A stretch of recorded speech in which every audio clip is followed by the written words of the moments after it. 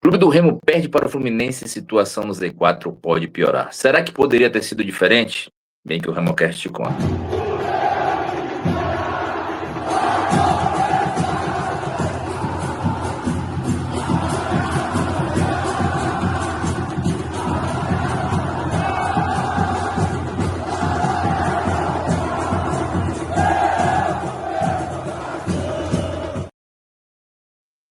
E antes de falar desse jogo, que o Remo poderia ter saído com a vitória, é bem verdade, a gente deixa sempre 3 pedidos. Se inscreve no canal do RemoCast, curte os nossos conteúdos e se você tem algum parceiro, algum amigo remista que ainda não conhece o projeto RemoCast, manda esse link para fazer parte da maior mesa de debate sobre o Clube do Remo da internet.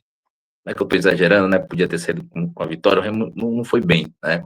Vamos lá, primeiro eu vou falar bem do Condé para depois falar mal, vamos falar do resultado. O Clube do Remo vai com uma proposta defensiva para fazer um jogo de transição e consegue, dentro dessa proposta, fazer, na minha humilde opinião, um jogo perfeito.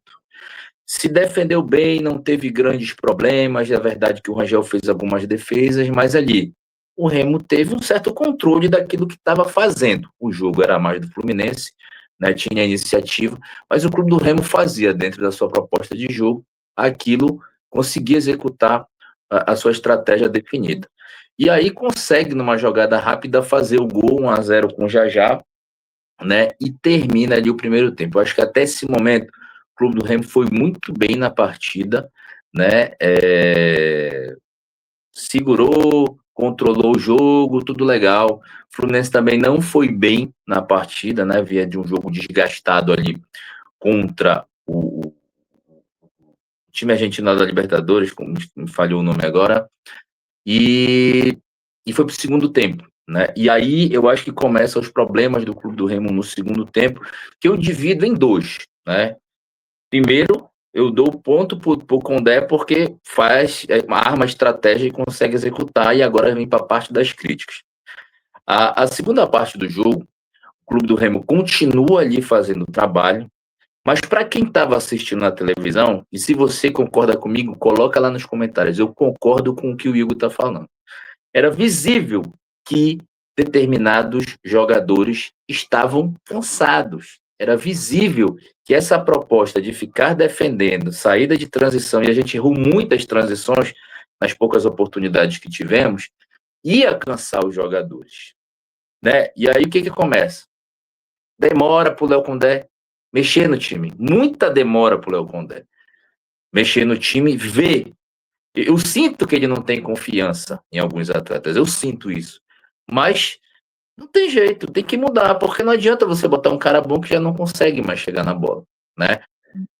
O Marcelinho faz o cruzamento do gol, mas quando o Soteldo cruza, o Marcelinho já está completamente morto na partida, porque ele só faz aquele acompanhamento padrão, nem praticamente nem vai na bola, né?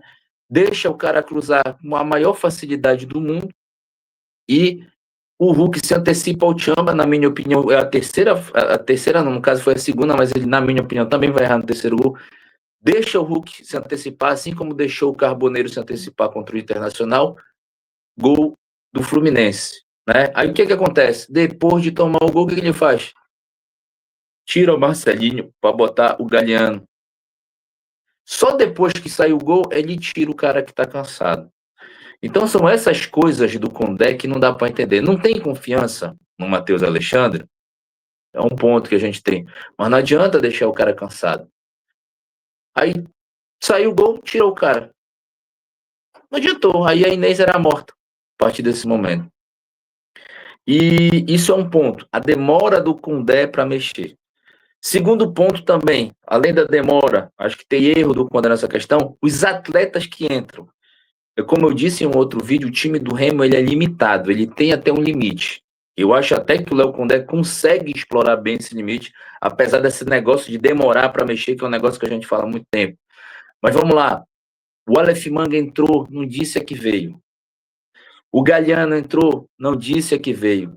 O David Braga, que entrou no lugar do Vitor Bueno, né? Aí eu acho até que mexeu muito antes, eu não sei se ele estava cansado, essa informação não tenho, só acho, né? Mas o David Braga, se era uma transição que ele queria rápida, não disse a que veio. Eu, particularmente, não defendo muito, não sigo muito essa corrente de que o Pico tem que entrar, tem que entrar, tem que entrar, porque o Remo fez bons jogos contra. Fez um primeiro tempo bom.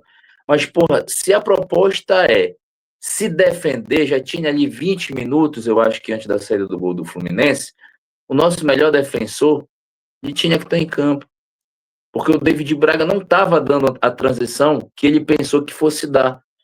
Então não era melhor fechar? Se a proposta era jogar se defendendo, eu acho que o Léo Pico teria que ter entrado.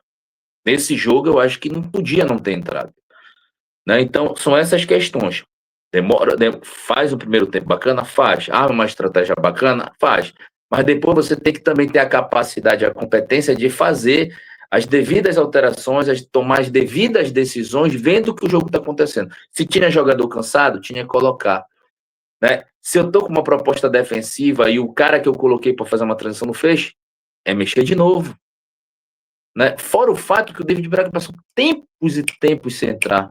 Agora que o Pico teve uma sequência, então tá com mais ritmo. Será que não era melhor ter entrado nesse jogo? Veja que eu não estou defendendo que o cara entre todo jogo porque ele tem que, porque o argentino tem que ser titular. Não, mas nesse jogo tinha que ter entrado. Tinha que ter entrado fechada a casinha ali. Entendeu? Então, são essas situações. Algumas decisões erradas do Condé hoje, decisões erradas também no sentido de demorar a mexer porque o time estava cansado, o time correu muito atrás da bola, se defendeu bem, mas correu muito atrás da bola e tinha, né? Não tem confiança, mas tem que colocar, porque não adianta deixar o cara cansado, né? Então Marcelinho tinha que ter saído, fez o gol, saiu, né? Os caras que entram têm que corresponder. Galeano não disse a que veio, Aleph Manga não disse a que veio. O Aleph Manga completamente perdido e até, na minha opinião, desligado da partida, sabe? Fora da rotação da partida. Tem que estar ligado, irmão. Tem que estar ligado. Tá insatisfeito de estar na reserva? Pede pra sair, mano. Que a gente precisa de gente que dê um gás. Tá? Esse jogo tu tá completamente desligado da partida. David Braga completamente fora da partida. Né? E aí vem o segundo gol, né, que acaba tomando. Né? Ninguém vai ali, todo mundo completamente desligado no jogo. O Talhari leva não sei quanto tempo, não sei se é ele que tinha aqui. Ele dá até uma entrevista dando a entender que não é ele. Né? Vou até rever a entrevista para não apresentar aqui uma conclusão errada, mas deu a entender rápido ali que fala, né? E a gente está aborrecido quando acaba o jogo. Que foi treinado aquilo ali, alguém tinha que estar marcando ali. E o cara faz o gol com o Zé Wellison errando e o Tchamba atrás do cara, deixa o cara cabecear. Ali também, de repente, o Marcelo Rangel poderia ser, mas tinha 2 zagueiros na bola, também não sei, né? Saiu o nosso goleiro que deveria comentar, nosso queridíssimo, mas deve estar muito aborrecido aí. Na saída, Remoquete, que teve presente no Maracanã mais uma vez, é a equipe, o canal que mais cobra o clube do Remo em Belém e fora de Belém. E aí acabou tomando esse 2-1, que é muito ruim, até porque o Clube do Remo abriu a rodada, então a possibilidade da distância, né, para sair do Z4 pode aumentar. Né? E só para finalizar, eu acho que o Tchamba tem errado muito nos jogos. Né? Não voltou bem, assiste o gol do Carboneiro, deixa o Hulk se antecipar. Agora ele era uma bola que podia ter rachado também por cima, entendeu? Então, de repente, ali, vamos ver se não é o caso do Matheus Felipe entrar, porque não voltou, né? Como aquele que zagueiro. Eu até falei com alguns amigos, mas trabalhou muito, cara, trabalhou muito, mas entregar 2 gols, será que compensa? Enfim, é preciso mais atenção também do setor defensivo, né? Porque vira e mexe, entrega um gol ali que acaba complicando a situação. Então a gente vai ficando por aqui, vamos acompanhar os desdobramentos da rodada, vamos novas informações sobre o Clube do Remo, a gente vai atualizando e vamos continuar apoiando, indo aos estádios dentro e fora de Belém até o final, que a gente vai torcer e vai apoiar para que o Clube do Remo saia dessa situação e tenha condições de sair. É bom que se diga também, né, que o Clube do Remo enfrentou 2 equipes gigantes do futebol brasileiro, Internacional e Fluminense, estão ali na primeira prateleira do futebol brasileiro, então são 2 rodadas fora de casa, né, de times muito respeitados no futebol, e o Clube do Remo arranhou um ponto, quase arranha o segundo aí, acabou não dando certo, mas vamos para Belém, temos 2 jogos dentro, e aí a gente fazendo o dever de casa, a gente continua nessa briga forte para fugir do Z4. Valeu, galera. Tamo junto. Forte abraço e até a próxima.